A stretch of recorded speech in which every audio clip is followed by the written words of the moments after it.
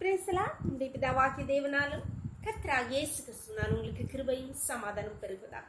நாளில் கூட எனக்கு ஜீவனை தந்ததுமல்லாமல் பாராட்டினார்லவா அவரை துதிக்கலாமா? நல்லவர் எனக்கு நன்மைகள் செய்தார், நல்லவர் எனக்கு நன்மைகள் செய்தார், நாளெல்லாம் நன்றி நான் பாடுவேன். நல்லவர் எனக்கு நன்மைகள் செய்தார், நாளெல்லாம் நன்றி நான் பாடுவேன். குறைகள் ஏதுமின்றி பார்த்து கொண்டார், கருத்தாய் என்னை நடத்துகின்றார். குறைகள் ஏதுமின்றி பார்த்து கொண்டார், கருத்தாய் என்னை நடத்துகின்றார். நல்லவர் எனக்கு நன்மைகள் செய்தார், நாளெல்லாம் நன்றி நான் பாடுவேன். நிர்மூலமாகாமல் காத்தார், நிற்கத்தம் கிருபைகள் தந்தார். என்னை நீதியின் பாதையில் தினமும் கரம் பிடித்து நடத்தி சென்றார்.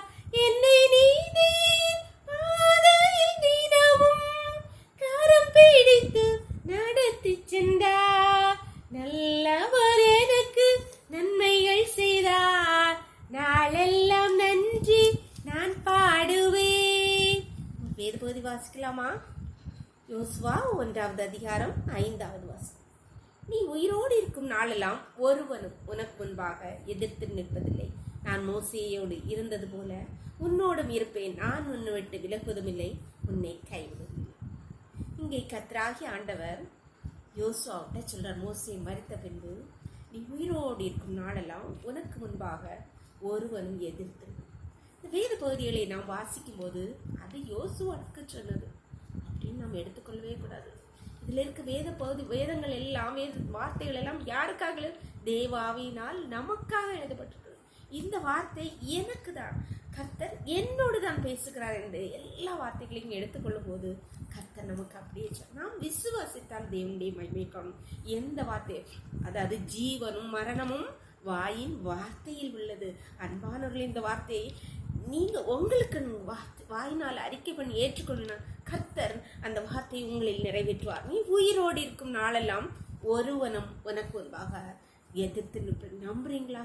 கர்த்தர் உங்களுக்கு முன்பாக எத்தனை பேர் எதிர்த்து வந்தாலும், எத்தனை சத்துரு எப்பேற்பட்ட பிரச்சனைகளை, பாடுகளை, பலவீனங்களை கொண்டு வந்தாலும் அவைகள் அவன் கொண்டுதான் வருவான். ஜெயிக்க மாட்டான், தோற்று போகிறவன் அவன். கர்த்தர் நம்முடைய ஆண்டவர் ஜெயித்தவர், மரணத்தையே ஜெயித்தவர், சத்துருவை ஜெயித்தவர். அவன் தோற்று போனான். அதனால் நீங்கள் கலங்க வேண்டியதில்லை. ஒருவனும் உங்களுக்கு முன்பாக எதிர்த்து நிற்பதில்லை. பிடிச்சுக்கோங்க அப்பா, அதை விசுவாசிங்க, நம்புங்க. கர்த்தர் அப்படியே உங்களுக்கு செய்வார். எங்களை நேசிக்கிறீங்களா அன்பின் தகப்பறே? தர்மையான நாளுக்காக கூட ஆக்கூட நின்றியப்பா, நாளை எங்களுக்கு ஈவாய் தந்தீங்களேப்பா. நாளின் காலை முதல் இம்மட்டுமா உங்களுடைய தயவுள்ள கரம், உங்க கிருபை எங்களை தாங்கினதில்லப்பா. நன்றியப்பா, நன்றியப்பா. இப்பொழுது மடியாளோடு இணைந்திருக்கிற ஒவ்வொரு பிள்ளைகளும் உடைய கருத்திலே தருகிறோம் அப்பா. யார் யாரெல்லாம் கலங்கி பயந்து அப்பா, பிரச்சனைகளை கண்டு, வியாதியை கண்டு, பலவீனத்தை கண்டு, இல்லாமையை கண்டு பயந்து கலங்கி நொறுங்கி போயிருக்கார்கள் அப்பா. இந்த பிரச்சனைக்கு முன்பாக நான் எப்படி நிற்பேன், இந்த விலையினத்தை நான் எப்படி அன்று தாண்டுவேன் என்று கலங்கி இருக்காங்க. இந்த பிள்ளைகளுக்கு நீங்க சொன்ன வார்த்தைக்காக நான் ஒருவனும் உனக்கு முன்பாக எதிர்த்து நிற்பேன் அப்பா. அந்த வார்த்தையை சுதந்திரித்துக் கொள்கிறோம் அப்பா. நாங்கள் எல்லாரும் சுதந்திரித்துக் கொள்ளுவோம், எங்களுக்காக எடுத்துக் கொள்கிறோம் அப்பா. நீர் எங்களோடு சொன்ன வார்த்தைக்காக நன்றி தகப்பனே அப்பா. உண்ட கருத்திலே ஒவ்வொரு பிள்ளைகளையும் தாழ்த்தி தருகிறோம்ப்பா. இந்த பிள்ளைகளுக்கு முன்பாக ஒருவரும் எதிர்த்து நிற்காதபடி சத்துருவை நீங்க தலையை நசுக்கி போட்டுறீங்கப்பா. இந்த பிள்ளைகளுக்கு முன்பாக இருக்கிற பிரச்சனைகள், பாடுகள், பலவீனங்கள் எல்லாவற்றையும் அகற்றி போடுங்கப்பா. இந்த கருத்திலே தாழ்த்தி தருகிறோம். தரக்குள்ளே மூடி மறைச்சுக்கோங்கப்பா. சகல துதியும் கனம் வல்லமையும் பலன் ஞானம் தேவாதி தேவன் ஒருவருக்கே செலுத்துகிறோம். இயேசுவின் மூல ஜெபங்கள் அல்ல தந்தையே, ஆமென்.